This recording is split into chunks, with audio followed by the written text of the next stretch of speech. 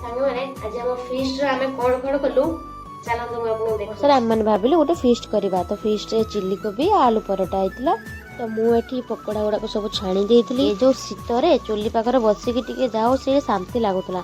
କିନ୍ତୁ ବାପରେ ବାପ ଯୋଉ ଶୀତରେ ପୁଣି ବାହାରେ ଆପଣ ମାନେ ତ ମୋ ଟୋନ ଶୁଣିକି ଜାଣିପାରୁଥିବେ ମତେ ଥଣ୍ଡା ପ୍ରବଳ, ସେଇଥିରେ ପୁଣି ବାହାରେ ଆଉ କଣ କରିବା, ଫିଷ୍ଟ ଗୋଟେ ନିଶା। ଆଉ ଦେଖ ନା ଗାଇସ୍, ଦେଖ ନା ଆମର ଏଠି ଫିଷ୍ଟ ଚାଲିଛି। ଏଠି ଚିଲି କୋବି ଏବେ ପକୋଡା ଛଣା ହଉଛି, କୋବି ପକୋଡା, ତାପରେ ଚିଲି କୋବି ହବ। ତାପରେ ଏଠି ଚିଲି କୋବି ପାଇଁ ମୋର କ୍ୟାପ୍ସିକମ ପିଆଜ ମୁଁ ଭାଜି ଦେଇଥିଲି, ତାପରେ ସସ୍ ପକେଇ ଚିଲି କୋବି ମୋର ଏଠି ରେଡି ହେଇଗଲା। ଆଉ ପୁଣି ଆଳୁ ପରଟା ଗୁଡିକ ମଧ୍ୟ ବନେଇ ଦେଇଥିଲି, ଗରମା ଗରମ ଆଳୁ ପରଟା। ଶୀତ ଦିନର ଗରମା ଗରମ ଆଳୁ ପରଟା ଖାଇବାକୁ ବହୁତ ମଜା ଲାଗେ।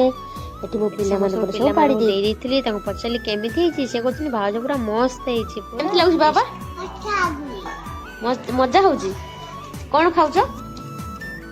ଆଲୁ ପରଟା ଆଉ କଣ ଚିଲି କୋବି। ଏଠି ତାପରେ ଆମେ ସବୁ ଖାଇବା ଷ୍ଟାର୍ଟ ହେଲା। ଆମର ସବୁ ସାନ କୁନି କୁନି ନଣନ୍ଦ ମାନେ ସମସ୍ତେ, ତ ଆମେ ଏଠି ପାର୍ଟି ଏଞ୍ଜୟ କରୁଥିଲୁ। ଆମେ କେକ୍ କାଟିଲୁ, ମୋ ପୁଅ ଏଠି ମତେ କେକ୍ ଖୋଇଦଉଛି। ଆମର ପାର୍ଟି ଏବେ ସରିଲା, କେକ୍ ଫେକ୍ କଟା ହେଇକି ଡାନ୍ସ ଫାନ୍ସ ହେଇକି ପାର୍ଟି ଏବେ ସରିଲା। ଏବେ ତ ଫିଷ୍ଟ ଆମର ସରିଲା। ଯଦି ଆପଣମାନଙ୍କୁ ଭିଡ଼ିଓଟା ଭଲ ଲାଗିଥିବ ଲାଇକ୍ ସେୟାର କମେଣ୍ଟ କରିବା ଆଉ ଚ୍ୟାନେଲକୁ ସବସ୍କ୍ରାଇବ କରିବାକୁ ଜମାରୁ ଭୁଲିବେନି। ରହିଲି, ଜୟ ଜଗନ୍ନାଥ।